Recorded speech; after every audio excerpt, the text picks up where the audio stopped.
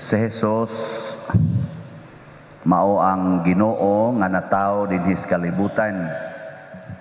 Pero ang iyang limitasyon isip tao pareha gyud sa ato sad nga limitasyon.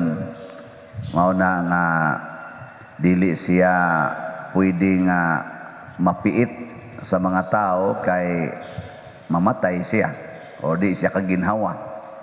So pareha gyud naay limitasyon nato. Pero doon na sa inaan niya nga usahay dili nato magamit bisag niya nato ug unsa man na ang gahom nga Diosnon. Si Kristo gamit kay niya ang iyang gahom nga Diosnon. Kita naman sa tay gahom nga Diosnon, di lang ta kamaong mo gamit. Yang anong di man ta kamaong mo gamit? Hibaw mo?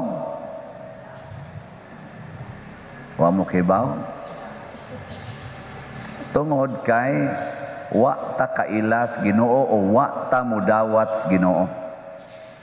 Mao ra gina. Pwede man tang nakaila pero wa mudawat. Nya kung di nato dawaton ang iyang mga pulong, ang iyang mga kinabuhi, ang matang sa kinabuhi nga gusto niyang papuy-an, di gyud nato magamit ang atong Diosnon nga gahom. Kasagaran gid natong magamit ang yawanon nga gahom. Mao ra gid natong magamit. Panalitan kamo mga ginikanan, inyong anak tapulan. Unsa may imong gigamit? Diosnon nga gahom o yawanon nga gahom? Kanang inig-ingon nimo bangon diha, bantay di ka mo bangon, latusod ti karon. Ana. Bantay ha, mag-uyab-uyab gani ka, bantay lagi paundangon tagi kag eskwela. Unsa man na siya, Diosnon nga gahom o yawanon nga gahom? Yawanon oy. Oh. Imong bana palahubog kay tanan, ingka brigi ka muundag, wagan tagi kang buanga ka. Unsa man na siya, Diosnon nga gahom o yawanon? Ayaw tubag-tubag diha, tubag-tubag kumuton ko ng bakba ni mo ron. Kat-on kag tubag-tubag ha. Ang sa na, Diosnon o yawanon? Oh, yan nga. Tarungan ang binasahan ninyo ha, papahawaon ta mo dinhi mga lektura mo ron. Ako biyay Paris Priest dinhi. Unsa mo na? Diosnon yawanon. Ay. Inyong sa kong iapil. Oh na, kusog kay ta mo gamit sa yawanon nga gahom, di kay ta mo gamit sa Diosnon nga gahom. Muna si Jesus ning apil-apil man sa mga yawa diri, naghapa-hapa pod sa iyang atubangan, nagdaig-daig pod niya, giing nang Jesus hilom ha, ay nagid mo pagtabi. Sa ato pa ang gahom nga yawanon iyang pahilomon, di na niya pasultihon, gidid-a niya sa pagpakita sa ila kunuhayng diskartes kinabuhi.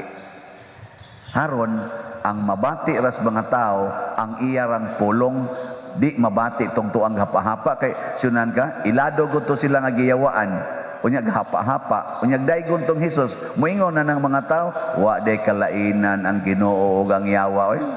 Kaya ang mga yawa nagsangyaw man sad kay kailam sad sila sa Ginoo. Nya si Hesus nagsangyaw unsa may kalainan. Pareha ra sila. Mo tingon si Hesus, hilom ha, hilom mo kay kailam si Hesus nga yawa.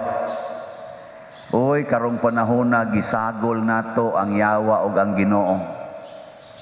Musimba dinhi kay lagi ko nun ito og Ginoo inig uli libak na sad, panaway na sad, pamakak na sad, sige na sang kalagot, nga ikaw ma, simba na sad, iniguli nga to, dumot na sad, dalag dinumtanay yun, kinihaay dito, nga iniguli din ala, simba-simba na sad, maunang way klaro, matod pa ni Kristo, kung dili gani mo bugnaw, nga dili sad mo init, ako mong iluwa.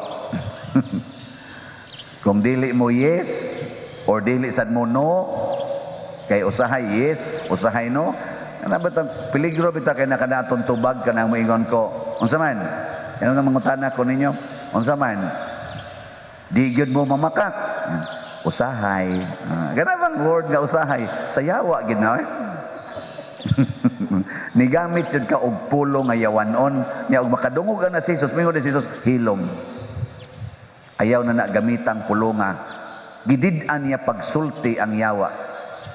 Nya kana mga punging na usahay, maningkamot lang. Ano ba?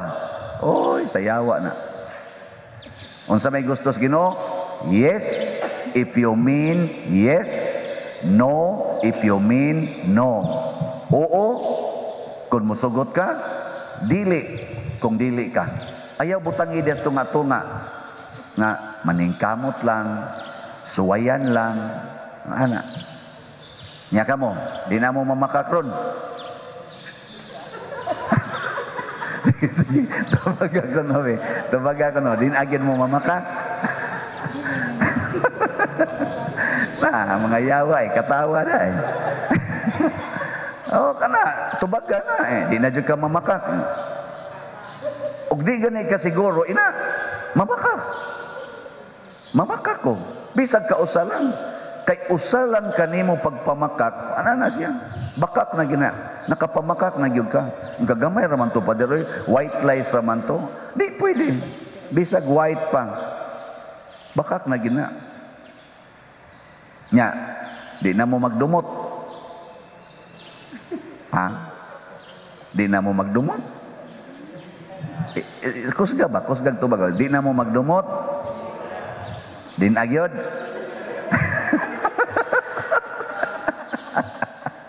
Unsa may timailang nagdumot ka? Kanang mulikay ka ng tawhana. Kana, gadumot ka na. Kanang di ka mutingog. Ana. Na siya, gadumot ka. Di na ka makigkuyog niya. Gadumot ka na. Ana. Ayan, unsa ba? Di na mo ana. Kana rong inyong gilikay-likayan, inyo nang doolon. Kanang di na mo mutingog, inyo na rong tagdon. Oy, mga naong ninyo. Og inyo nang buhaton, wagtag yung yawa. Wagtag ang yawa ba? Mawagtang eh. Kaya nga naman, sopak mo na si yawa ng kinaiya ha. Diyos nun mo na, kanang tagdo ni mo imong kaaway. Diyos nun na ang kinaiya. Kanang di nakamamakak. Diyos nun na, kanang di nakamasuko. Diyos nun na siya. Muhapa ang yawa ni ana. Hadlok siya ng mga pulunga o kanang batasana. Og maunay atong gikinahanglan.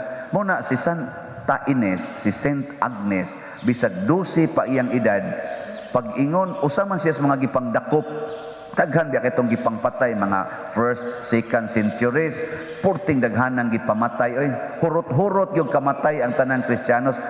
Madunggan sa emperor nga niya ingon ani nagmisab, hut doon gitagpatay diha mismo sa atong gimisahan. So usas gidakop niini si Saint Agnes. Nya pagdakop, gipriso sila didto, questionon ka usa-usa. Unsa man, mobiya ka sa imong pagtuo o mopadayon? Og mopadayon, di ay espada. Putol imong liog. Og mo give up ka sa imong pagtuo, buhian ka namo. Huna-huna ako nog ikaw pa. Kita pa mo giingon ana karon. Unsa may imong tubag? Sige.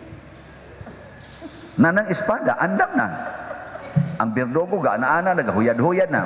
Nya mo ni ang question and answer din eh. Gahuyad-huyad na ba? Sige ro kay. Basta moingong no, piti dayon. Ana. Dayon sa man, inig-ingon sa in charge sa emperor.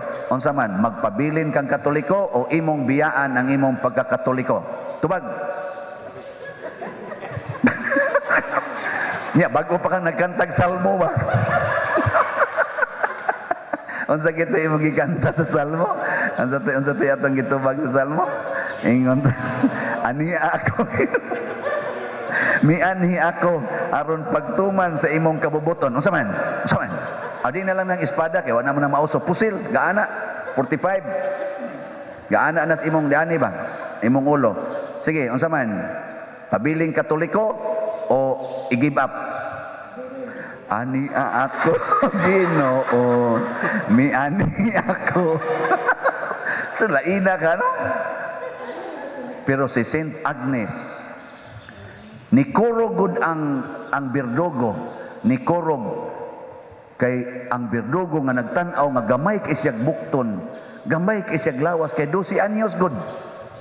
Pero grabe ang iyang pagtuo. Matured kay daghan kay nibiya, daghang ni undang kay di ka sustina tum hapsan lagi kag espada, pero si Tis Agnes pag abot ato sa Berdogoy siya, gasalig ka ng dako kay nimong espada.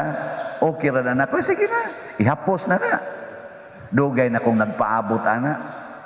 Magpabilin kong Katoliko ug malipayon kong ihalad ang akong lawas para sa akong gimahal nga Ginoo. Putol din liog, pero nikurog ang kuan kay di siya kaako pagpatay aning bata nga buutan kayo. Ana, siya pa siya, ayaw, ay kurog-kurog na, ihapos na ng imong espada. Kay dugay na kung nagpaabot ani. Duta, no? Muna dako kay siya gidibuson hasta sila si Saint Augustine ug daghang mga santos nato nga dagko nagdibusyon niining Saint Agnes tungod sa kalig-on sa iyang pagtuo. Mao ni makapahimo natong challenge ta ba? Mao na siya. Mantay klaro ani, sige manindog na ta.